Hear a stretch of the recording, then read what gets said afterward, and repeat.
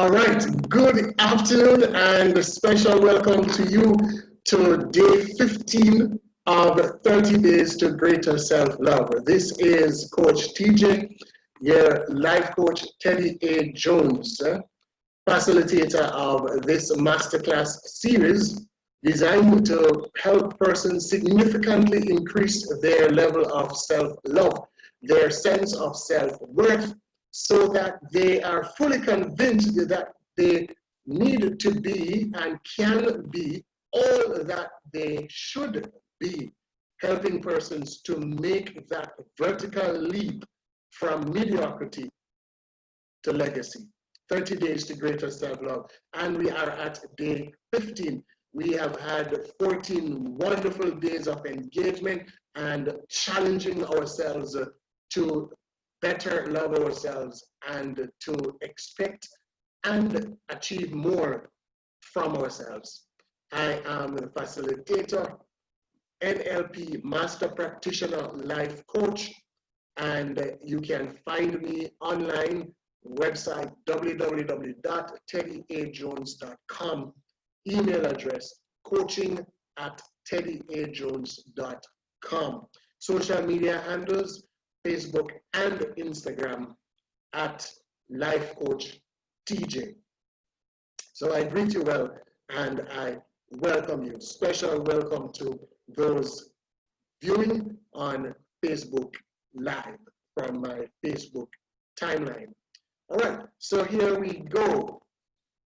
Welcome to day 15. You, the participants in the masterclass series and the challenge, you are doing superbly. I am so proud of you, so very proud of you for sticking with the process, staying on the journey, being present, engaging, and most importantly, following through on the activities that have been assigned to you. So let's do a quick review of your work, the work that you have been doing, the work that you are putting in to improve your self-love. We started with becoming more aware of your self-talk, aware of the stories that you are telling yourself about self-love. Then we challenged you to start reading a book on the topic of self-love, a book or an online article. And then we asked you to create and use 10 affirmations, having shared with you the power of affirmations to rewire our brains away from negative thought, negative belief, to negative action, away from that to positive thought, positive beliefs, which lead to positive action. And then we challenged you to admire your body, having debunked body shape on day 2, body shape as a valid determiner of self-love. We challenged you to admire your body. And then following naturally on the heels of that, the day after that, we challenged you to eat nutritiously. And we have been providing some wonderful bonus material, including a bonus video from a fitness enthusiast on how we can go about eating nutritiously and the tremendous benefits of that. And then we had the wonderfully interesting task of you writing a love letter to yourself, followed, of course, by asking someone for a favor. These are all habits that we are inculcating because these are habits that will lead to increased self-love.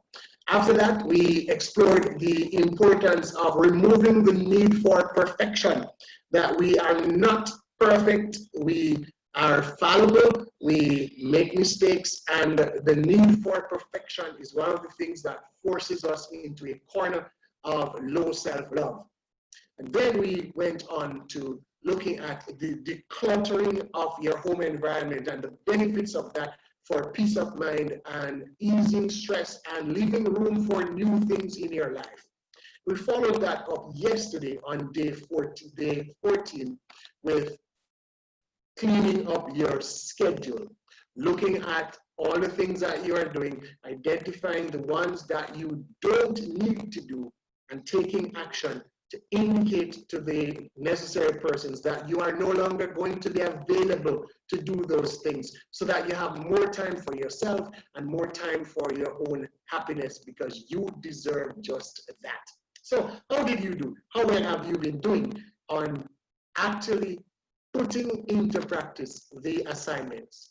No cheating. Remember, if you have missed one or more, please don't beat up on yourself. Just go back and start doing it. Start today, make the start, and repeat these, because these are habits. The more you repeat them, it's the easier they will become, and then the more pleasurable they will be.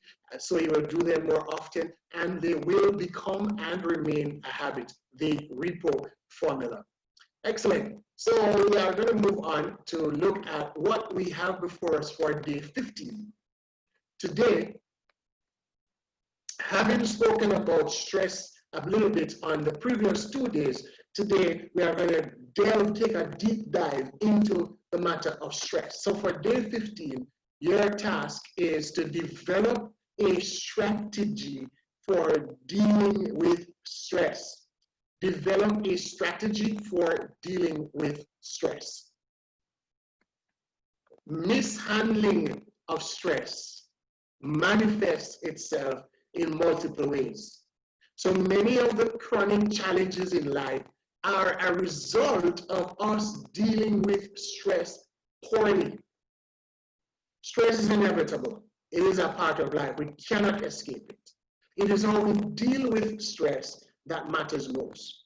So whether it is irresponsible spending, overeating, passing up on great opportunities, or anything worse, it is likely due to handling stress poorly.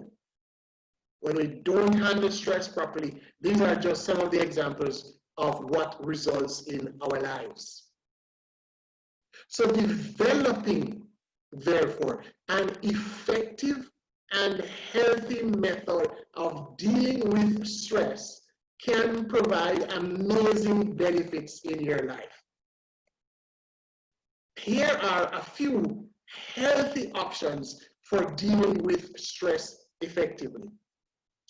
If stress is not properly managed, not only does it manifest in an unproductive life, it also can lead to significant health challenges. And many of the lifestyle diseases are closely connected with the improper management of stress. So today, as part of the habits that we are asking you seeking to help you to develop a greater love for yourself, a greater sense of your self-worth, today we are asking you, I am pleading with you even, to develop a strategy for properly dealing with stress. As of today, here are a few options for you to consider. The first option is meditate. Meditation has been around for thousands of years, and it has never been more popular than it is right now. You can search on YouTube, for example, for meditation type music and tips on meditation. Those of you who are religious, you will find lots of passages in the Bible that speak about meditation. Meditation is actually one of the spiritual disciplines. And there is an entire lesson that I teach on the spiritual discipline of meditation. All right, you are maybe very familiar with Psalm 1, where David talks about meditating on the laws of God day and night.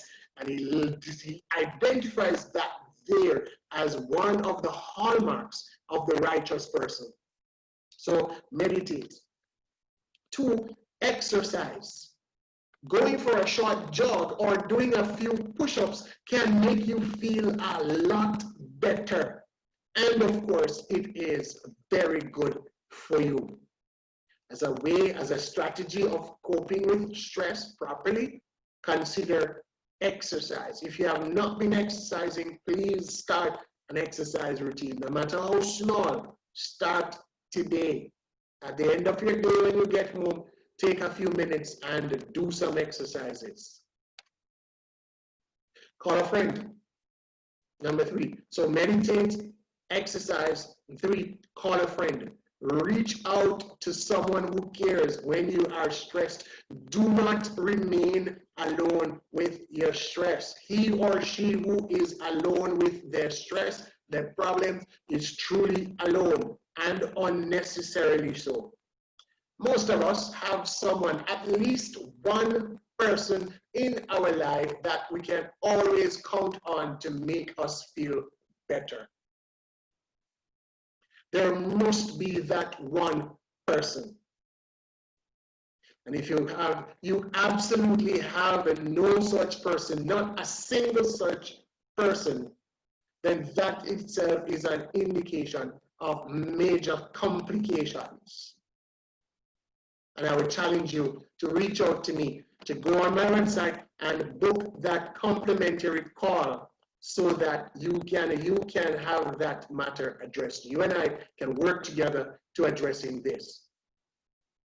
So the website, again, www.teddyajones.com, and in this case, you would go to the tab that says coaching. So reach out to someone who cares. Not just anyone, but someone who you know cares, especially if you have that one person that you know, once you talk with them, it helps to make you feel better. So that's number 3, call a friend. Number 4, let it go. Now, with practice, you can actually drop your stress just like you can drop a heavy suitcase. That stressor that feels like a heavy suitcase, you can actually drop it. You are aware of how it is weighing you down and all that it is causing in your life. For example, if you can imagine, take your mind to experiencing at the conscious level what it would feel like if you actually put down that heavy suitcase. And in that moment, experience what that feels like. If you practice that, that in itself can help you to drop your stress, just like you can drop a heavy suitcase. Then another suggestion as a strategy for coping with stress properly, dealing with stress properly, is to find a solution. If the cause of your stress can be managed, manage it instead of worrying about it. If it can be managed. And so obviously you would need to make an assessment to determine whether it can be managed or not. So I want to share with you a bucket analogy that I learned from Coach Mitch Matthews. So I am a life coach, and I am seeking to coach persons towards their best life. And I have to live what I profess. So I also have persons that are coaching me. And one of them is Mitch Matthews. You can find him at mitchmatthews.com. You'll see that on screen in a moment. And he has a bucket analogy that I want to share with you that helps us to assess each stressor, since I am sharing with you this tip about finding a solution. That if the cause of your stress can be managed, manage it instead of worrying about it. So here's the 3-bucket analogy that helps you to answer the question, can I control it or manage it, as I just shared with you? The control it bucket, the influence it bucket, and the let it go bucket. If an item falls into this bucket, that it can be controlled, it means that I have direct control over it. And so I ask myself, I need to ask myself, what small but significant steps can I take since I have direct control over it? It means that I can control it. And so I would place it in the control it bucket. What small steps can you take over that stressor that you have control over. Other stressors would fall into the influence it bucket. If an item falls into this bucket, it means I have influence over it. I cannot control it, but I have influence over it. Again, what small but specific steps can I take since I have influence over it? And then the third is the let it go bucket. If an item falls into this bucket, I need to just let it go. So as you make the assessment of the stressor, if you cannot control it and you have no influence over it, it goes into that bucket and I need to just let it go. So again, what small but intentional step or steps can I take to remind myself to let it go? Remember I told you that if you envisage that stressor as a suitcase loaded with big stones that is on your head, that you're holding on your head, on your back, if you can picture yourself letting go, putting it down, resting it down, and leaving it there, then with enough practice of doing that, you can actually let it go. Because as you visualize, what will my life look like if I let this go? As you create that vivid mental imagery of that, your conscious self begins to reorder. I spoke earlier about the rewiring of our brain that affirmations do.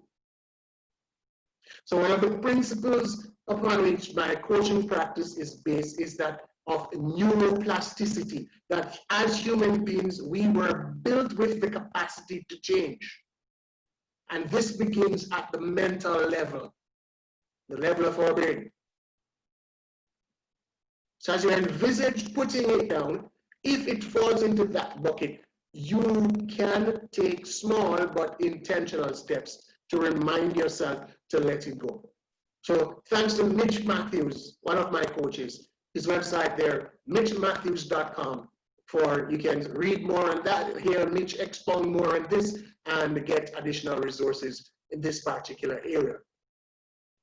So all credits to Mitch for this little infographic here that I'm sharing with you to cement the point that we need to assess each stressor to determine if we can find a solution. So if the cause of your stress can be managed, manage it instead of worrying about it. Assess it and determine what goes into the control it bucket, what goes into the influence it bucket, and what goes into the let it go bucket. So I've shared with you a few tips, and if you have any other that you think will work or that you know please feel free to add them. Knowing it is one thing, but actually practicing it is quite another. Here is this quote from Barbara DeAngelis that I'd like to leave with you. If you aren't good at loving yourself, you will have a difficult time loving anyone, since you will resent the time and energy you give another person that you aren't even giving to yourself. Do you again see why it is so important, why I'm stressing so much that we need to increase our self-love? It is so absolutely critical. So there you have it. Let me recap. Find a solution. I'm sharing with you actual tips to help you to develop a strategy to manage stress properly. Find a solution. If it can be managed, manage it. Let it go. Practice that mental awareness, that picture of what this, the letting go of that stressor is going to actually look like in your life. Call a friend, talk with someone who cares, exercise, and meditate. So this is day 15, friends. Tips, habits that we're developing to increase our self-love. On day 15, we are focusing on developing a healthy method of handling stress. Develop a strategy for dealing with stress. Please start today. Develop a strategy and consistently practice your strategy for dealing with stress. I'd like to hear from you. If there are other ways that you are aware that you have been practicing or you may have come across in the course of your life so far of dealing with stress, please share that with me. Send a WhatsApp, send an email, coaching@teddyajones.com. Send a message on Facebook. Go to the website and book your complimentary call. Let's talk about what is stressing you and perhaps get some perspective from me on this free complimentary call of how best to develop a strategy for dealing with what is stressing you. It is holding you back. It is sabotaging you. It is hindering you from experiencing that full sense of self-love that you deserve so that you can be all that you can and should be. This is Coach TJ with you once again. Day 15 of 30 Days to Greater Self-Love. As we move towards that vertical leap from mediocrity to legacy. Enjoy the rest of your day and see you soon. Walk good.